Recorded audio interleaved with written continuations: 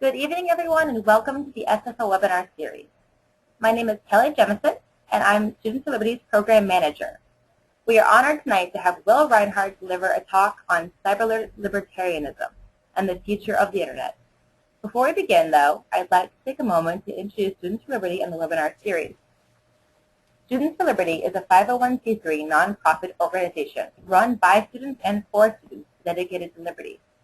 We were formed 4 years ago to serve a previously unfilled niche in our universities, connecting liberty-friendly students, other students, faculty, organizations, and resources to help them advance their ideas and applications of classical liberalism. The resources we offer include free books for student groups, a speakers network, protest grants, handbooks on running a student organization, tabling kits, leadership training, an academic journal for liberty and society, and our bread and butter conferences. The SFO webinar series is our way of giving you access to the ideas and mentorship in liberty year-round from wherever you are. We hold webinars each week to put you in touch with the top mentors and scholars for liberty in the country. For a full list, please visit our website, studentsforliberty.org. Tonight's webinar is with Will Rinehart. Will Rinehart is a research fellow at Tech Freedom. For most of the last decade, he has been involved in print publications, beginning first as a reporter in the Illinois Media Company, and then moving to production management and advertising. Because of his skill set, he was asked to be the editor-in-chief of a small magazine in Central Illinois, which has helped to expand and migrate online. He was previously a Coase Fellow at the Progress and Freedom Foundation, concentrating on advertising policy and internet government. Prior to this, he was a research associate at the Illinois Policy Institute, where he studied state-level budget, energy, and tax issues. Rinehart has a bachelor's in political science from the University of Illinois, and is currently finishing his master's in new media communication at the University of Illinois at Chicago. Just know there will be about 10 to 15 minutes of Q&A at the end of the webinar. Feel free to type in any questions into the question box during the webinar. For those interested, this webinar will be recorded and archived on our website in the next few weeks. We will be sending you more detailed information about Students for Liberty and our upcoming webinars in the follow-up email. Without further ado, I present to you Will. Yeah, thank you. Thank you very much, Kelly. So before I begin, I actually want to thank the Students for Liberty for having me speak today. I have been on the other side of a number of these webinars because they are very informative. So I was very pleased when I was asked to do it, and I hope you will learn as much today as I have in others. I also want to say from the beginning that this talk is heavily indebted to the work my colleagues Baron Soka and Adam Thier have done. They've written extensively on the subject of cyberlibertarianism. Theirs and others have been cited with links throughout this talk, and it's from my understanding that this PowerPoint will go out a little bit later. So first, a preview.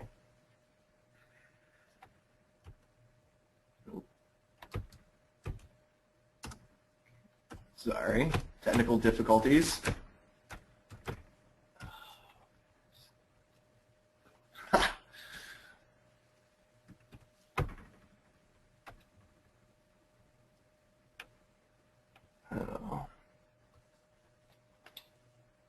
Sorry about this.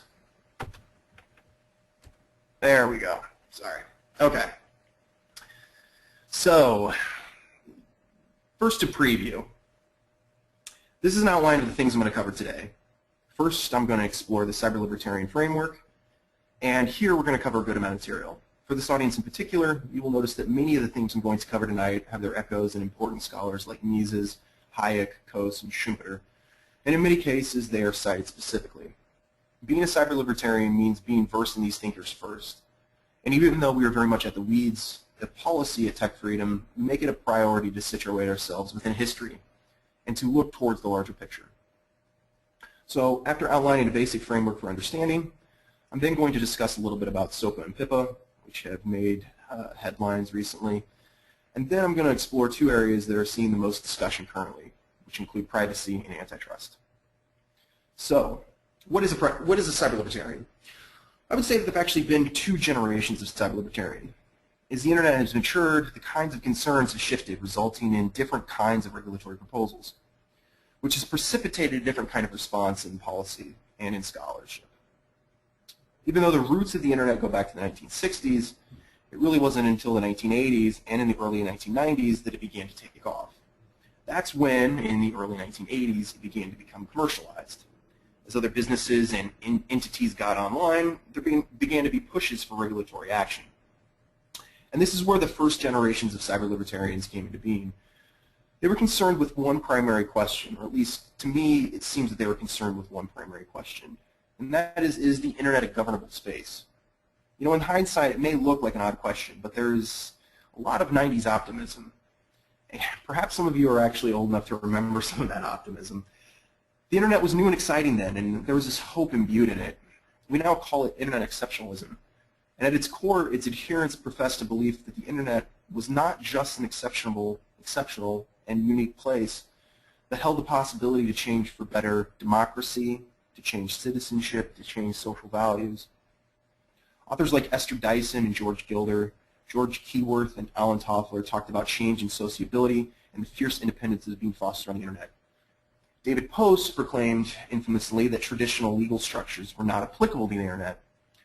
But I would say that the tenor is best summed up by the words of John Perry Barlow, who said, "Governments of the industrial world, you weary giants of flesh and steel, I come from cyberspace, the new home of mind. On behalf of the future, I ask you of the past to leave us alone. You are not welcome among us. You have no sovereignty where we gather." You can hear the defiance and the resolve in the inflection of this quote. John Perry Barlow went on to create the Electronic Frontier Foundation, which continues to be an influential force in tech policy. But his proclamation went largely unheard. Just a couple of years later, the first pieces of legislation specifically written for the internet had passed, and so passed questions about governance. This is where the current formulation of cyber-libertarian comes into being. At least this is where I think it comes into being, because it was reacting against a second wave of regulations. The most concise formulation comes from Baron Soka and Adam Thierer, two of my colleagues, whose I think is probably a good first approximation of what cyber-libertarians now believe. They said cyber-libertarianism refers to the belief that individuals acting in whatever capacity they choose as citizens, consumers, companies, or collectives should be at liberty to pursue their own interests and tastes online. Obviously, this is more than just an affirmative statement of liberty applied to cyberspace. What I think is particularly interesting about the internet and communication technologies in general is that the space combines two of the primary themes of liberty, economic liberty and social liberty. And we talk a lot about this, you know. The internet, however, is a nexus between these two. Social and cultural liberties of the individual, like free expression and free association, are woven together intimately and tightly with commercial and economic liberty. You know, Facebook as a business would not really exist, and again, it's a commercial and it's an expression of commercial and economic liberty. So Facebook wouldn't exist, though, if people didn't freely choose to express and associate with others online. Legislative proposals then have the effect of pitting these broad groups of liberties against each other. And then you add in all the other philosophical voices and the usual power brokers, and you have a constantly churning dynamic being played out on the legislative stage. So moving from this concise statement to something a little bit more broad, I would say that there are three major beliefs connecting cyber-libertarians, which are present implicitly or explicitly in nearly all of their work. First and most importantly is an optimism for the future. It is clear that optimism, both for the future and for advances in technology, is not shared by all. I think there's a very real fear that this generation that's now in their teens and 20s will actually have great reservations about technology.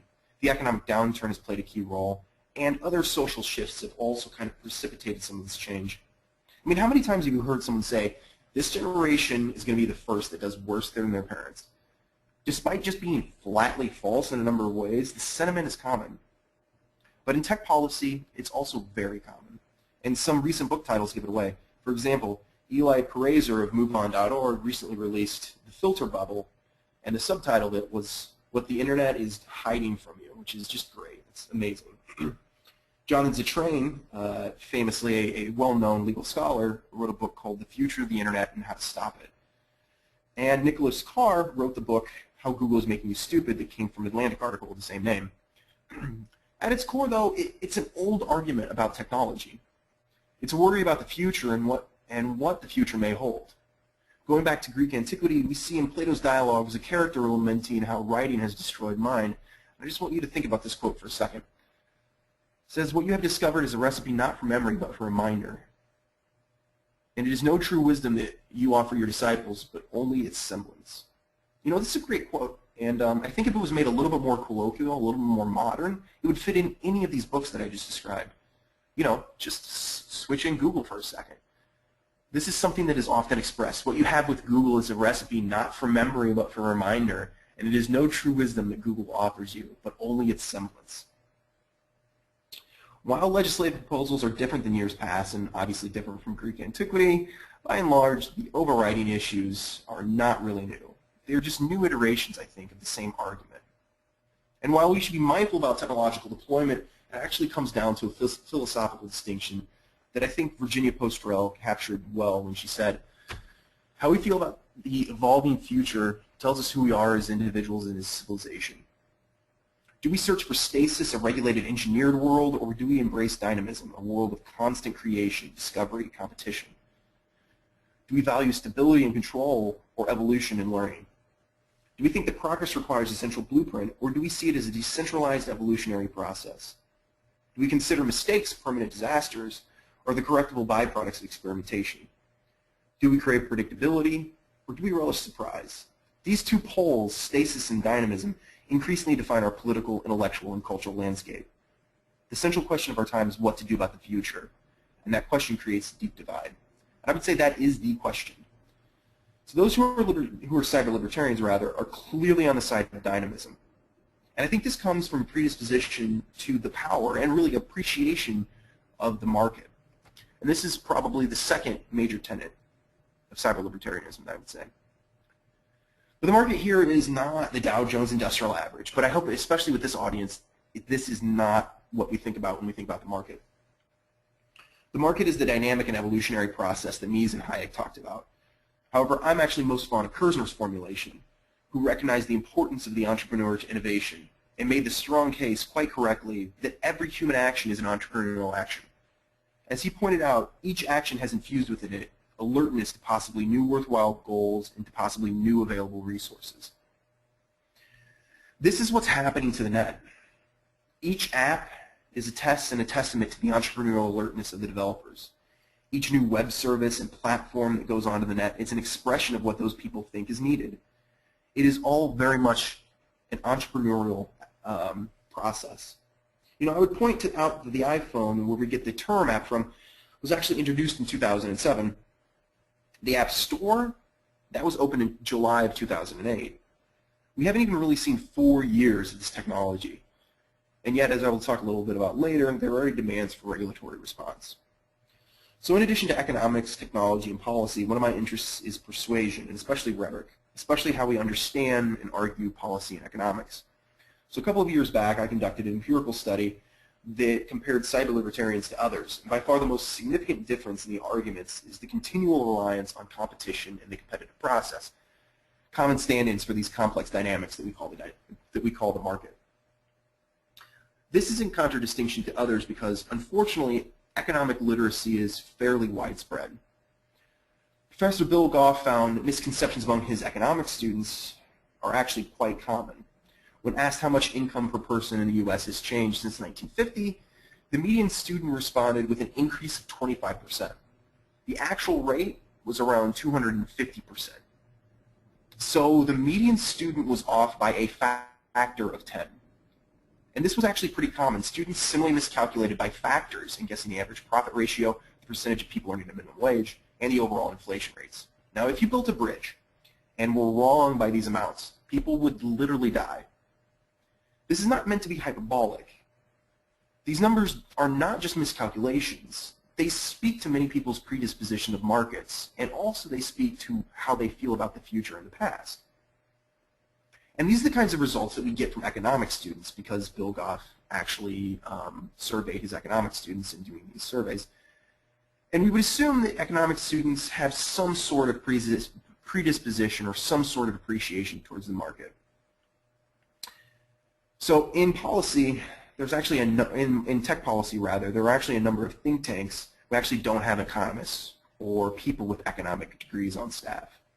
It's unfortunately a feature of the political landscape that we must work within. But that makes the good news story all that much more difficult to tell. So Professor Brian Kaplan has noted that 4 major biases are pretty common for the general public in regards to economics. The last two of these are the most important. There's the anti-market bias, which is the tendency to underestimate the economic benefits of the market mechanism. And then the pessimistic bias, the tendency to overestimate the severity of economic problems and underestimate the past, present, and future performance of the economy. Again, if you see optimism as being one of these key characteristics of cyberlibertarianism, especially the last issue, the pessimistic bias, is actually very, very important. As economic historian Joel Moyker said of this, he said, if there's a lesson to be learned from the history of technology, and of course this is really what I'm talking about, it's that Schumpeterian growth, like other forms of economic growth, cannot and should not be taken for granted. Schumpeter is another intellectual heavyweight here who made the idea of creative destruction. But he was in some key regards pessimistic about the long-term prospects of capitalism because he worried that people would forget about the engine of growth. You know, in Joel Moyker's parlance, the labor of riches, which is the name of his book. And we too actually consistently worry about the unintended consequences of policy, especially if it has the effect of altering preferences, distorting prices, and changing markets. Technological progress actually is in fact highly sensitive to the social and economic environment and can be arrested by relatively small external changes. So like other technology, the internet has within it liberating qualities that lead not just to the demolishing of certain material needs, but also the opening up of new possibilities. However, of course, this does not come freely because the change creates all sorts of types of change that you would actually expect in society and wealth and in prestige and influence. All of these butt up against the eternal source of power, namely the government. And this is the last major characteristic of cyberlibertarians. It is by far the most obvious threat here, and it's obviously where the name comes from, which is that there are always very real consequences with government meddling. So leaving out some of the most egregious examples in housing, agriculture, and trade, and I'm sure other professors and other people through these webinars have actually talked about many of these issues, the history of telecommunications policy is relatively long-lived and sordid. So the beginning of the story that I would say that began, or rather the beginning of the story that we tell in telecom starts in 1913 when AT&T signed what's called the Kingsbury Agreement with the Justice Department. It established the company as a government-sanctioned monopoly. And interestingly enough, the agreement came after an antitrust case was brought against the company. They were worried that Google was becoming a monopoly, so they made them a monopoly. It's a sort of higher-order logic that I really cannot understand. But in return, AT&T voluntarily submitted to the whims of the Interstate Commerce Commission. Thus began an empire that rose over the course of 70 years to become the behemoth that was slain in the 1980s.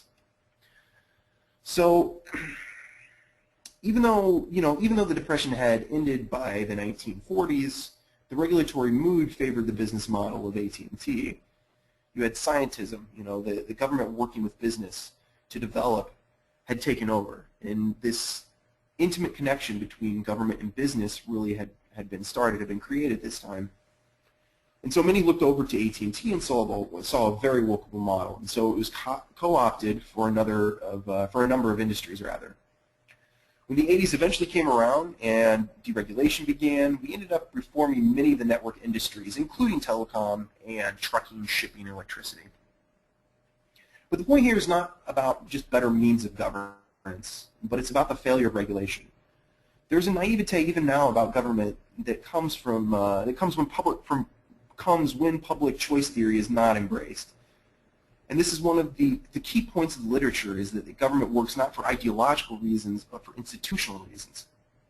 It's simply not just the case after all these years that we could start creating better policies if only we had better policies to implement. One of the most influential voices on the subject, Tim Wu, spoke extensively in his book, The Master Switch, about regulatory capture in telecom. But then, after it all, he called for a separations principle between all the players. This would separate government and content providers like MTV and CNN. It would separate the hardware providers from the backbone providers, so it would separate Comcast from NBC. And it would separate government from everyone, missing, of course, the economic argument generally that there are some benefits to vertical integration and obviously double marginalization problems, et cetera, et cetera.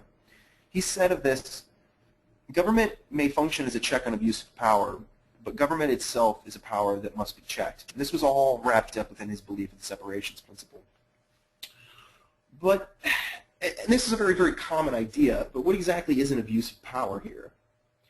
It's such an amorphous concept as to nearly lose its meaning.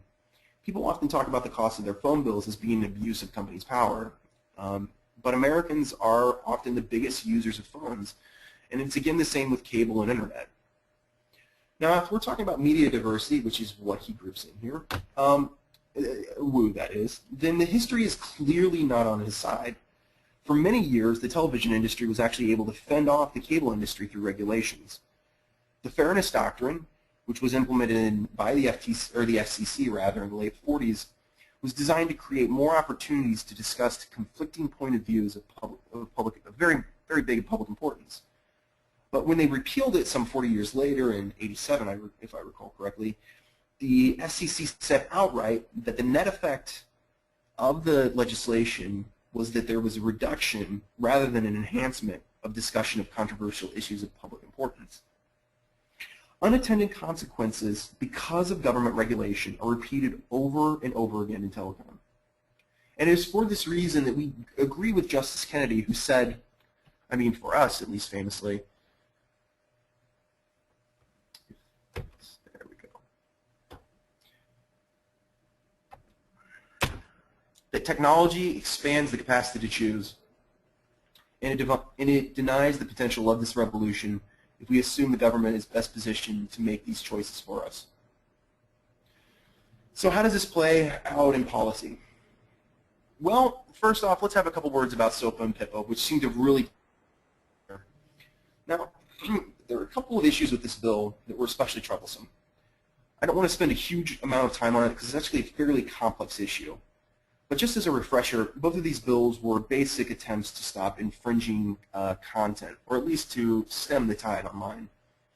There were attempts to basically deal with copyright by changing certain features of the internet that would allow content owners to go after people who had infringed on content. So this would be like NBC, this would be like Time Warner, they'd be the content providers, the people who provide television shows, radio shows, etc., etc.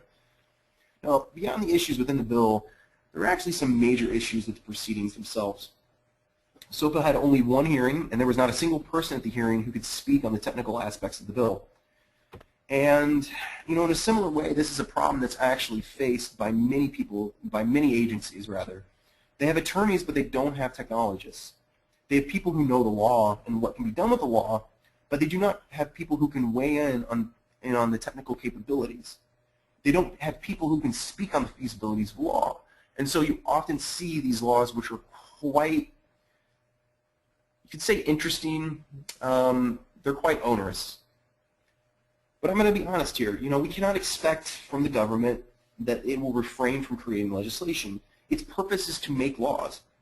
What we can hope for and what we can work for and what I am working for is to make sure that the laws are not, again, overtly onerous. And this is what was so disconcerting about SOPA. Probably the most contentious part of SOPA was what was called the domain name system filtering provision. Now the easiest way to think about this, now this is the domain name system, and this is actually kind of an important part of the internet. So think about this like a phone book. If you want to call someone but you don't know the number, you're going to have to look it up on a phone book. The same is true with the internet. Each website has a domain name like Google, but there is also a number called the IP address, which is actually used to communicate with the website. So when you type google.com into your browser, your computer actually contacts another computer, this domain name system, the DNS computer, which then acts like a phone book and sends back to you the IP number for the specific domain name. Only then can your computer communicate with the desired website. Now, if you want to see this in action, I would actually suggest going to this. This is Google's homepage, and this is actually the real place where Google resides online. I mean, Google has many addresses online. But this is probably the most common. And if you were to click on here, if you were actually to type in 74.125.224.72, it would take you directly to Google's homepage.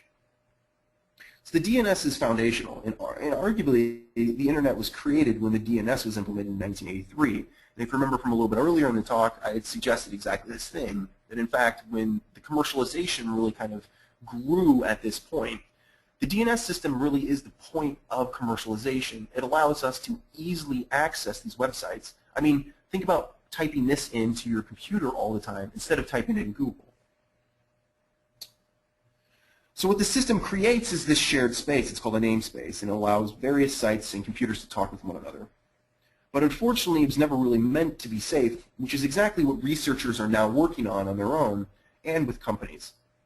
What SOPA and PIPA would have done, and specifically SOPA, is that it would have nullified many of the current developments in security that are actually trying to make this system better.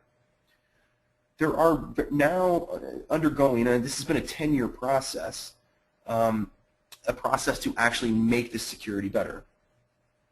So the problem is that attempts to engineer a kind of outcome through legislation often have detrimental effects, as we've seen earlier. And about half of all breaches in security are caused by what are called authentication errors. And what this difficult efforts that are currently underway, and again have been to combat this. So this law really would have been actually quite detrimental to issues in cybersecurity. So now what it was trying to combat is copyright. And I think we obviously need to have a discussion, a larger discussion about copyright. But it needs to be a measured one. We shouldn't rush into it without first discussing the proposed solutions to some of the most important stakeholders, especially those who are actively working with companies and organizations on their own to make key parts of the internet more secure. This would have greatly diminished security. And regardless of your view on copyright, if either you want to abolish it or extend it, most can agree that content industries have to innovate and expand into new industries. This will ultimately be the solution that SOPA and PIPA were trying to address. And we're seeing this, it's occurring. And this again is where the dynamic market comes into play. You know, there's not just Netflix. Xfinity has gotten into streaming content. Apple looks to be expanding into this space. You have the iStore, you have Spotify, you have Pandora. These are all small solutions to the problem that SOPA and PIPA were trying to address. Each of these, Spotify, iStore, Pandora. But what we have to think about are not solutions in the singular sense, but solutions in the plural sense. A big area that we work on pretty consistently is privacy, which is a fairly contentious term. There's no real consensus on what it means, because in the legal context, it's a little bit hazy. The original formulation comes from a famous article by Warren and Brandeis, who would eventually go on to become Supreme Court justices. And in their article, A Right to Privacy, they wrote that recent inventions and business methods call attention to the right to be left alone. Instantaneous photographs and newspaper enterprise have invaded the sacred precincts of private and domestic life. And numerous mechanical devices threaten to make good the prediction, or rather the prediction that what is whispered in the closet shall be proclaimed from the housetops. This is actually a very famous phrase. But it's not exactly clear what the right to be left alone would look like on privacy. And indeed, much of the work being conducted on privacy is a reconceptualization being applied to the internet. This is part of the problem. Numerous scholars have pointed out that there's actually a pretty solid incoherence to the right to privacy. You know, is it a positive right? Is it something you have a right to? Is it a negative right in the sense of the Constitution? Or is it a right or a prohibition in the sense of the Constitution? So I am actually very skeptical of privacy as a right. But recently the President posted what is being called now the Consumer Privacy Bill of Rights in order to try to create this. As my colleagues Baron Soka and Larry Downs wrote in response, this report begins and ends the constitutional sleight of hand. President Obama starts reminding us of the Fourth Amendment's essential protection, which is the unlawful intrusion into our homes in personal papers by government, but then the report recommends no reform whatsoever for outdated laws that have actually facilitated a dangerous expansion of electronic surveillance. This is the true threat to our privacy. The report, again, the President's report, dismisses it in the footnote. So what they were referring to here is what's called ECPA, and I'm sorry if I'm giving you a lot of different information, but if you have any clarifications, I will have my contact up later, so please do not hesitate to contact me. But anyway, what he was referring to is ECPA, the Electronic Communication Privacy Act, which sets restrictions on government collection of private data for its own use in investigations. Even among scholars, this piece of legislation is extremely arcane and actually pretty difficult to understand. So, for example, let's talk about email. So when you send an email, there are more than a few standards that the authorities have to follow if they're going to legally obtain the contents of your email. If it's saved on your computer, it's a different legal standard than if it's saved on Google servers. So a draft written in Microsoft Word is treated completely different than if it is written and saved in a draft on Google. Once you send it and it's going over the wires, the protections change. And then on the other side, before the recipient opens the email, it is yet another set of rules. And when they open up the email itself, again, it changes. And then once it sits in the inbox for 180 days, there's another standard that's applied. It is confusing. And there are other areas that are very similar, like GPS. In all, there is a great amount of legal uncertainty, which, as some have pointed out, leads to companies giving more information than they might otherwise. So it is not clear exactly how much data the government is going after and for what kinds of investigations, but we know the lower bound is probably in the tens of thousands, as Verizon is apparently giving the government, and the upper bound is probably going to be in the millions, which is apparently the amount of information that Sprint has given the government. Going back to the President's report, many calls for extensive new regulation of the Internet businesses in the name of privacy seem at first glance a little parental, and I think they really are. You know, do as I say, not as I do. But when you dig a little bit deeper, it becomes apparent that if the President were actually to suggest these laws that protect privacy outright, which is not exactly what he's doing, he's actually looking for more of a stakeholder initiative, and he wants the industry itself to take on these rights. Now, if this were actually to become a legislation, and not what he's proposing, then there would be actually some very serious First Amendment issues to sort out. Professor Eugene Volokh said it best, that the right to information privacy, my right to control your information of personally identifiable information about me, is a right to have the government stop you from speaking about me. This is clearly the rub of rights that I was talking about earlier, between the social rights, the rights of free association, of free speech, the individual social rights that one has, and the economic rights. And it really strikes at the heart of the issues of privacy. Proposals for information privacy that they want to implement use, it's a good idea because, at least the argument is a good idea because, why not? Why shouldn't a business be able to communicate information about clients without clients' permission?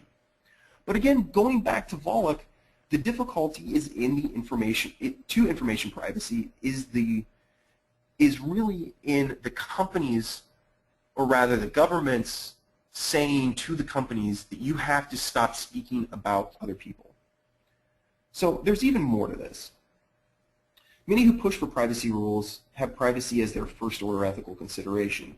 You call them privacy fundamentalists. And funny enough, when Google's actually introduced, one group called EPIC, the Electronic Privacy Information Center, actually called for an investigation. And that's actually, you can still actually go onto their website and look for this. It's kind of funny because it's kind of become, Gmail is a great service. But to take another recent example, there was quite a stir when Google changed their privacy policy. Originally, the change was really intended to allow them to use the data that they had across various services to provide a more integrated and seamless experience for the user. They were trying to move towards a model like Twitter and Facebook, which is an integrated platform. Both of the other companies started out that way, but Google itself has had to move that way.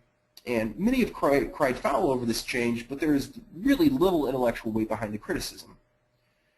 Jeff Chester was quoted in the Washington Post saying that there's no way a user could comprehend the implications of Google collecting information across platforms about your health, political opinions, and financial concerns. But interestingly enough, as Google noted in their press release, and it is very evident if you actually look through the policy change itself, they're not actually collecting any more information than they did, nor are they selling the information in new ways. And it really is what's happening is that they are simply combining all the information into one profile, where previously they had many separate profiles. Users are still anonymized into ad groups, and all of the protective measures still exist before. And the other thing to say about this is that, if you don't like Google, if you don't like the fact that they have your data, you can get your data taken out. All you have to do is go to the data liberation front, and there are methods to get your data out if you feel that's something that needs to be done. Online privacy is obviously in a state of flux. Social networking technologies are rapidly changing, but some of the greatest pushback have been to features that eventually have become cherished aspects of the social media experience. I remember Facebook when it was actually the Facebook, and when it expanded to high school students, there was a huge pushback. With the addition of the feed, again, there was a huge pushback. When the feed was limited and when the site was opened up to the general public, again, fears about privacy were extensive. However, there are still controls. There are still fallbacks with the U.S. government, and there's still possible enforcement action. But above all, I think what we need to remember is that there's an intense dynamism and innovative process occurring. Think back to Kerzner, like I mentioned before, and his view of individual entrepreneurship. Each action, he said, had within it an alertness to possibly new worthwhile goals and to possibly new available resources. We need not to limit this talk of innovation and entrepreneurship to corporations, but we need to expand it to include users and to people who are online. There are lots of people right now who are working to expose technical failures. There are also a lot of people who are working on what's called the reputational market.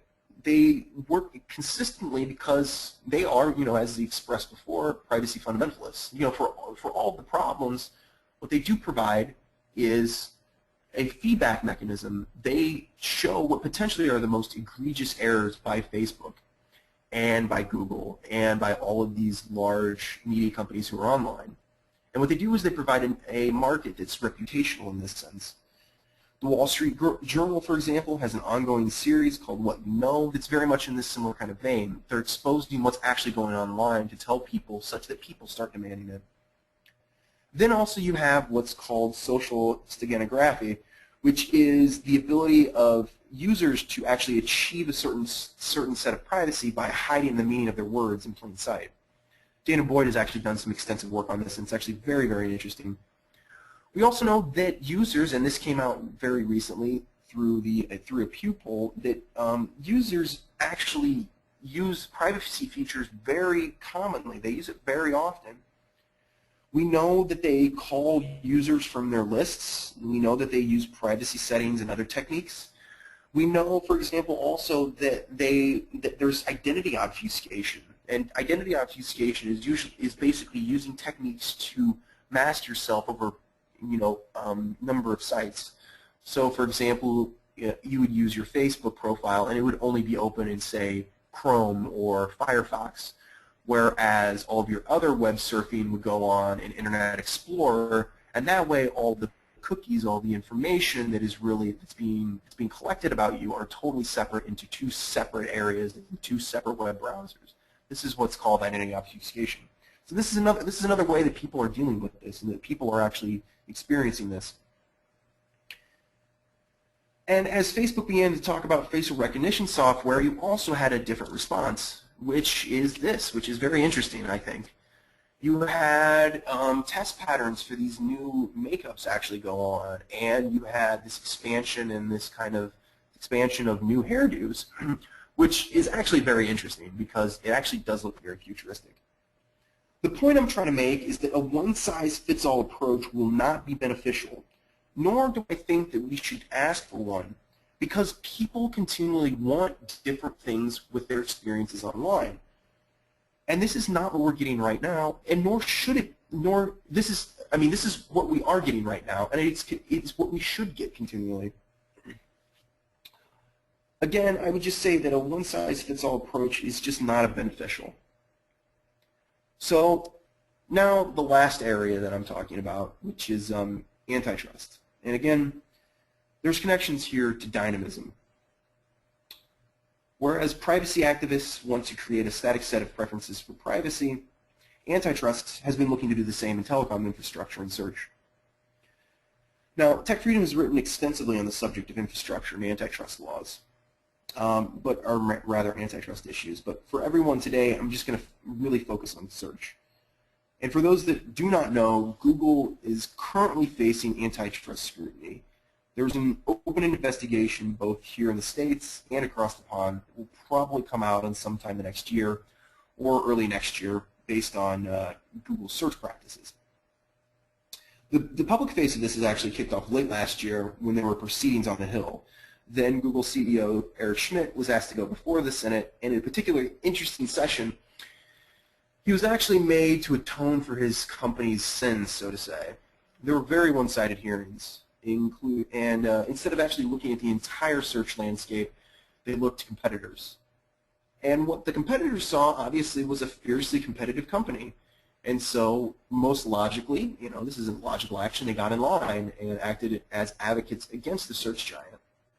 But if people would have really taken the time to look back at the issues, they would have seen a couple of interesting people talking about this. Another competitor, Blacko, the president actually had a blog post that was very interesting about this subject. And Blacko, their entire business model is run on the fact that they aren't Google and they actually provide a better search query. And they've been doing pretty well in the last 2 years. They've been getting a lot of good funding, and the amount of searches that they're serving has been going up pretty precipitously. What he said, this is Rich Strenka, never can pronounce that. We don't need a federal intervention to level the playing field with Google. Innovation and competition are far more powerful instruments,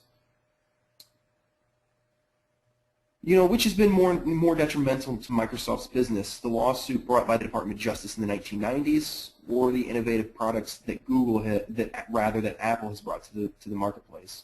The success of Google should be applauded on Capitol Hill, not derided. Let's let entrepreneurs, technology, and good old-fashioned innovation deal with Google. Consumers will always be the winners in that scenario. And he's obviously very correct about this. Then you also have researchers on the other side, like Nova Spivak, who's an optimist about technology, but not so much about Google. He said, Google is really much more important when the web was in millions of pages. Now we're entering a web that's going to be billions. Well, it already is. And soon it's going to be trillions. And Google does not scale to that. Spivak and others wonder about the long-term viability of keyword search. And from a technical standpoint, it's actually a very good and a very good open question. Search satiates a need for information. And to the extent that they are able to serve up relevant results, Google will continue to draw an audience, though preferences can swiftly change. In the long run, Google was able to lure users from other search engines to steadily gather steam, putting them in the position that they are today. But just as quickly, they lost this lead when a glitch showed every link as spam back in 2009. Users responded quickly by moving over to other search sites. And this is to say that the cost of switching search engines is really minimum, and that it actually undercuts many of the arguments and the reasoning for antitrust. Now, I actually want to talk a little bit about this because there are other changes that actually loom large at the edge of the technological periphery. Siri could change expectations with search, even though there's not anything particularly new about the program. You have a voice recognition software, it deciphers speech, which is then checked against a large store of stock commands and internet access to give a sense about AI. Now, obviously, Siri can't answer a variety of questions, but the expectations of AI have placed pressure on a number of search providers to develop more complex and capable search methods. Again, this is the market in action. And responding, Google fellow Amit Singhal explained that Google was actually undertaking a project to do this by developing a large in-house understanding of what an entity is and to make a repository of entities in the world. Basically, what they're trying to do is mimic key features of human rationality and implement this into search, which would give a complex and an interesting new level to search. They predict that it would be a radical shift for it. But regardless, Google's value to the internet has not just been their relevance in the search results realm, but also in their ability to do cheaply. So on the programming end, they have a program that's called MapReduced, and it has been key to Google's development, allowing the company to scale up as their computing operations have scattered across multiple data centers. You know, programming is a fairly arcane part of this discussion, and it really doesn't occur that often, but it actually serves as an important connection because key players on the internet like Google, Amazon, and Facebook each have been able to scale up on the back end because of their own proprietary software that they've developed and that they've spent a lot of time and energy developing. It's a fairly difficult and costly thing to accomplish, but it's incredibly important in providing good service and to, again, scaling up cheaply. Coupled with cheap hardware, Google was able to expand its infrastructure as the web exploded in the 2000s.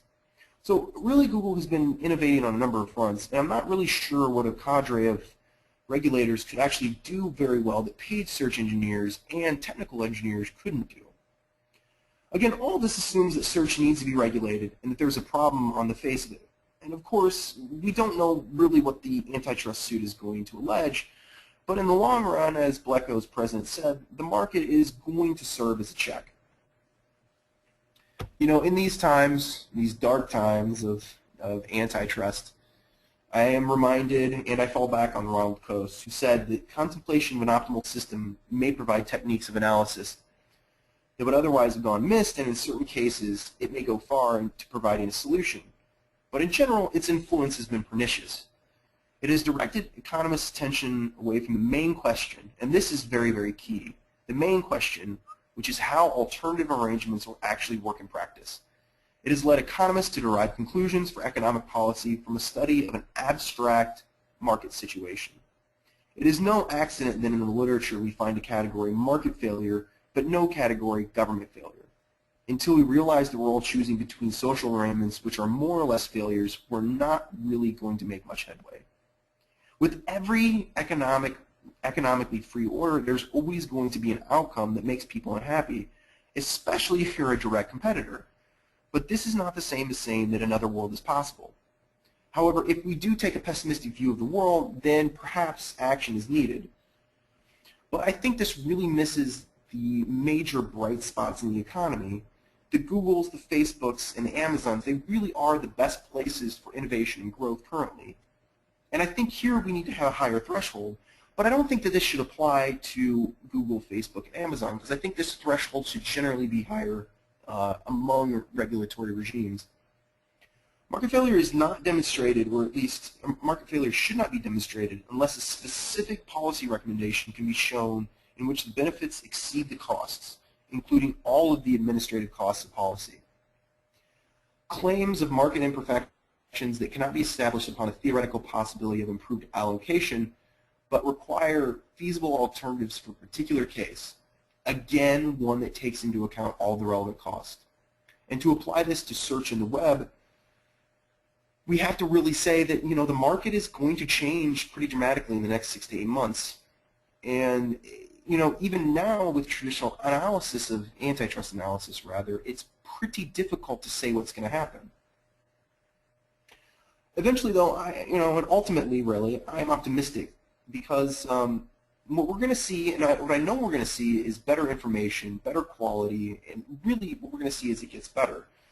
This is, of course, if we don't do things to really mess up the internet. Now, to end this discussion, I want to go back to a couple of the authors I mentioned earlier in my talk, Esther Dyson, George Gilder, George Keyworth, and Alan Toffler, because they have a quote that strikes me, and so I've adapted it to use without all the catchphrases. They said, living on the leading edge of revolutionary change, we're all witnessing a battle not so much for the nature of the future, it will arrive, but over the nature of the transition. Cyberlibertarianism, at least the kind of I have espoused today, I think is a philosophy that will best guide this transition. And what we need is to be optimistic about that future, about its possibilities, because I really think that it is only the, especially we need to be optimistic about this future because it is only really through individual actions and not government fiat that we'll see an optimistic and a better world actually come true. So that really ends it. I would also say that if you want to contact me, this, as you will now see, is my contact information. Check me out on Twitter, @Rinehart. If you have any questions, I'm kind of busy a little bit this week, but I will try to get back to you as soon as I can if you were to send me an email at wrinehart@techfreedom.org. And please check out our material. It's at techfreedom.org, facebook.com/techfreedom, and again, the hashtag @tech_freedom. So with that, I think I will start getting to some questions. Thank you, Will, so much for the presentation. A reminder to everyone, please type in your questions in the question box on the webinar screen here, and we'll be more than happy to get to your questions here. So we've got our first question already. Danielle Konkan talks about the possibility of technology outflanking the state and helping to expand freedom in society. Do you have any thoughts on this? I'm sorry, what was that name specifically? Danielle Konkan? Danielle Konkan. Can't say that I've actually heard of that person. I mean, as far as creating it's interesting because the talk about creating an order outside of the state was really kind of the initial ones that the internet exceptionalists were talking about. This is kind of an interesting feature because what I think you're going to see is really what are called localized orders. So you'll see like places, for example, in Wikipedia has its own kind of rational order, or rather spontaneous order, and Reddit has its own kind of spontaneous order. I don't think you're going to see anything happen for the internet as a whole because the internet by its very nature is a very fractured and, again, a very fractured and localized network of networks. So in this regard, I'm optimistic because I think what the internet provides is obviously with this, diminished transaction costs, that really what the internet provides is people to talk and converse and to do much better than they are currently doing. But at the end of the day, there are still, physical goods that need to be exchanged, and people still generally live obviously people still live in physical bodies. So, yeah, I don't know if that completely answers the question, but I think it's going to be much more localized, and what we've really been seeing is much more localized structures. There's actually a really good article about this. I can't remember the name of the author, but the name of the paper is called Wiki Law through Wiki Order, something along those lines. And he basically talks a lot about how actually structures of an institution are very important in kind of creating these localized orders. So there's obviously a really complex story going on here. Yeah, I'll just keep it at that. So, yes. Great. Next question. This is similar to what you were saying about Google's privacy issues. But what do you think about Facebook's privacy and the ways that people overreact whenever Facebook changes something in their policy? I mean, the reaction I think is a natural reaction because whenever there's a changeover from the new to the old, there's obviously going to be a reaction. But as I would say, some of the kind of the most cherished features of Facebook have been the things that have often gotten very huge pushback. There was a Facebook group in the hundreds of thousands, if I recall, pushing back against the feed, which is now kind of like the key feature of Facebook. And I would actually be very interested to see who the same people were if they were the same people who then later joined another Facebook group that were pushing back against the feed once it got limited to the people that you tend to go on the profiles of pretty often. I don't know if you know this, but Facebook now, it's part of the subscribed list on the side, and you can unsubscribe from people that you don't want to have in your feed. In general, there are a lot of ways to deal with privacy, and that's really what I would get down to, and that's really what I say is kind of the, that's kind of the good news story with Facebook. in talking with people who are at Facebook, it's kind of an interesting situation because they, in order to do kind of new and innovative things, they often have to push the bounds of what they feel is currently acceptable within, currently acceptable for privacy. But at the end of the day, I don't really know what the harms would be. I'm really kind of at a loss for what kinds of harms that one would actually experience. I mean, you've heard these instances of people who have, gotten in trouble with work or have not gotten, potentially not gotten jobs because of Facebook. But people use privacy settings pretty extensively. And I think that's really what we need to go to. You need to have people think about what their reputation is. I mean, because this is an online space. It is something that is reflective of you, it is representational of you. And I think we need to, I mean, part of this probably would be at younger, at younger ages, having some type of media literacy program such that people will understand the implications of what's going on online. But again, this is much more in the lines of information and education and more opportunities, and maybe asking, Facebook, or helping Facebook along the lines of creating new opportunities for their own privacy settings. I don't necessarily think that the best options would come through regulations. This is kind of taking the top, it's kind of going off a little bit off topic, but I think that generally, I think people are a little bit, obviously they worry about their privacy because there's something to it. It's an expectation.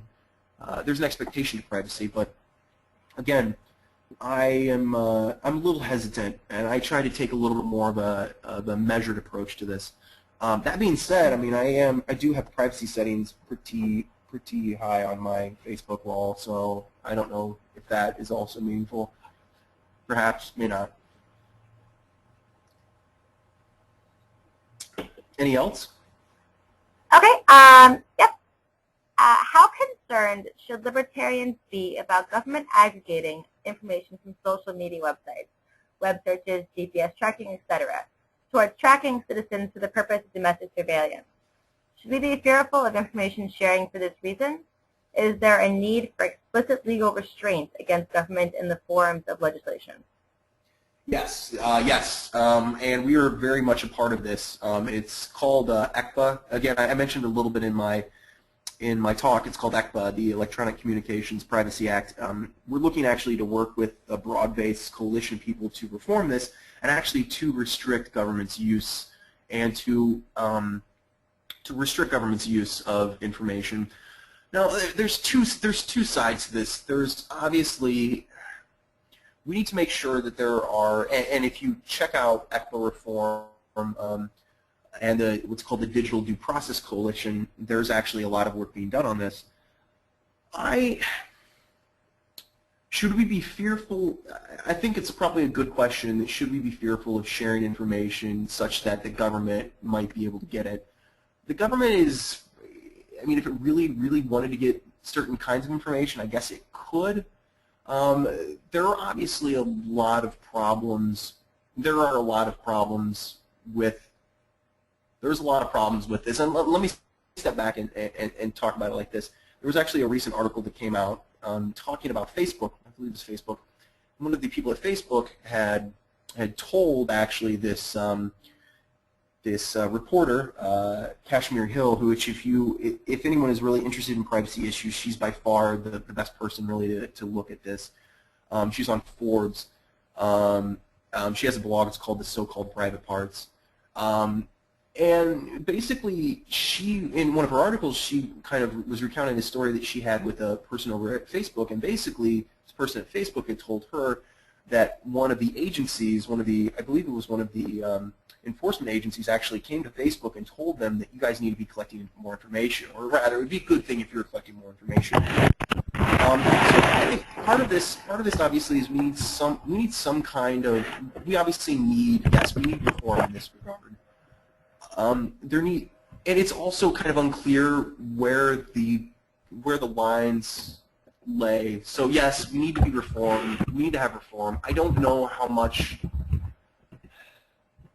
Government's pretty inept, so I don't know how fearful you should be about the government actually using this excessively detrimentally. I mean, there's obviously cases that are pretty important. You know, national security letters. That's a whole different topic to discuss. Yeah, I don't know how fearful you should be. I mean, I wouldn't get paranoid over it, but I mean, it's something that obviously needs to be done. There are obviously issues, and the law really needs to be cleaned up. Is what I would say on that. Can you talk more about data liberation or libertarian front? What is this for Facebook, Google, etc.? What are the rules regarding having your user information removed from their system? Yeah, the data liberation front is that's specific to Google. Facebook does not actually have anything that's very similar to that. And basically, you can get the information pulled from their sites. You have to go through it. It shows you how to do it. I mean, it takes a little while. The information, part of that also, the ease of all of this, and from my understanding, they're going to probably, I'm fairly sure from what I've heard is that they're actually going to revamp some of this to make it easier to pull your information out. But basically, you can pull out your information. There are certain parts of Google that you can go in. It's under under your user settings that you ask specifically not to be tracked through various details.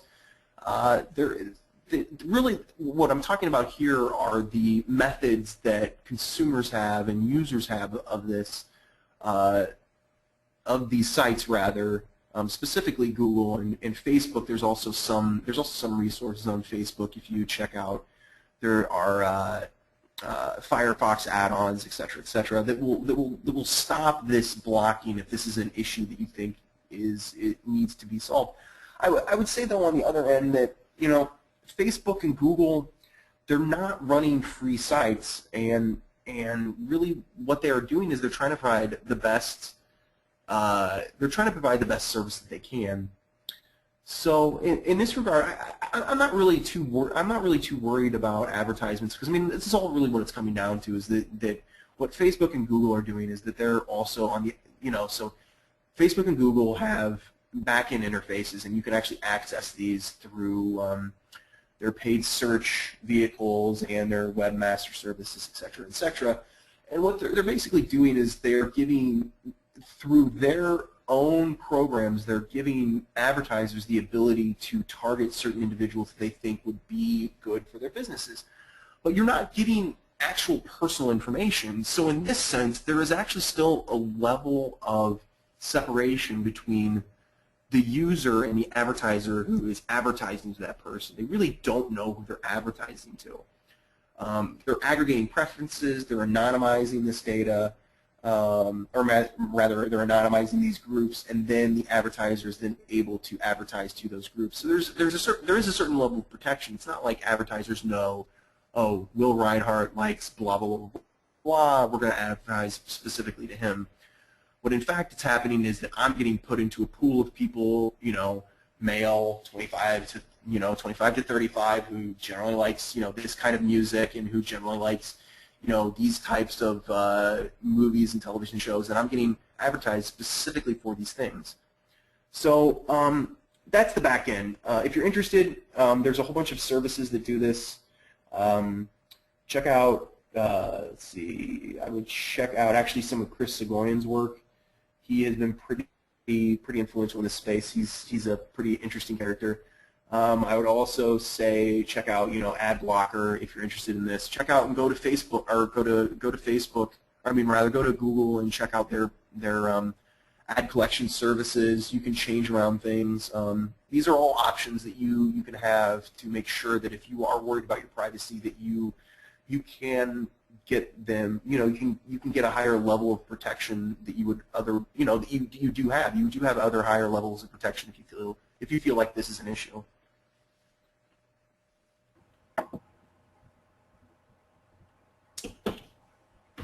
And we have one last question here. Yeah.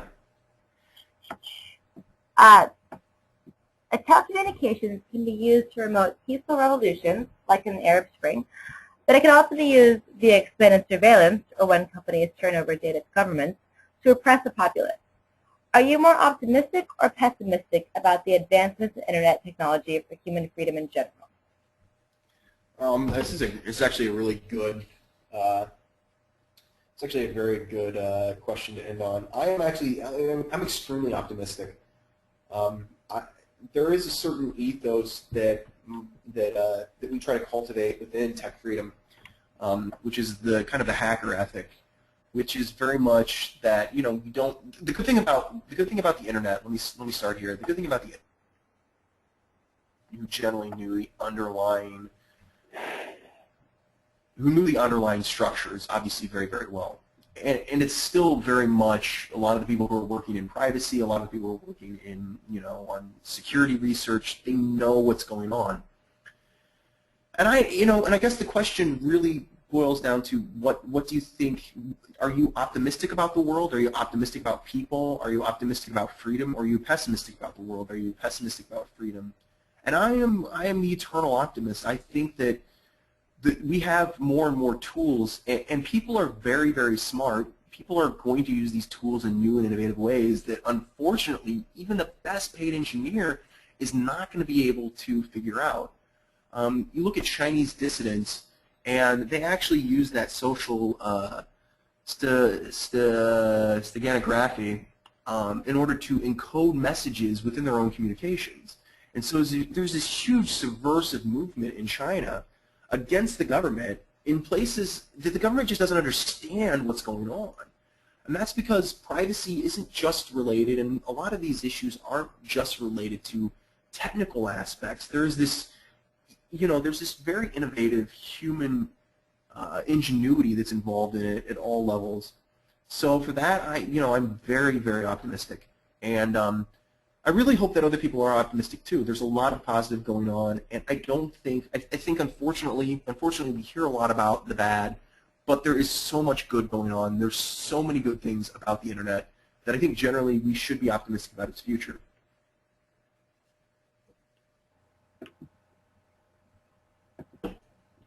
Great. Thank you so much, Will, and all of our participants this evening. We apologize if we couldn't get to your question, but we encourage you to continue the discussion with other participants in the chat room or on the Facebook event. I hope you all can continue coming back to our webinars to learn more throughout the year. Our next webinar is next Wednesday, March 21st at 8 p.m. Eastern Time with Chris Coyne on the ability to protect, the limits of state-led humanitarian action. To register for this webinar, please visit studentsliberty.org. On a final note, shortly you will receive a follow-up email where you will find more detailed information about SFL and our next webinar.